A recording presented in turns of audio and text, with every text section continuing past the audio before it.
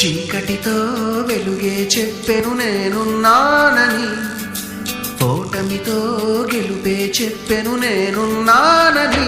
నేనున్నానని నీకేం కాదని, నిన్నటి రాతని మార్చేస్తానని.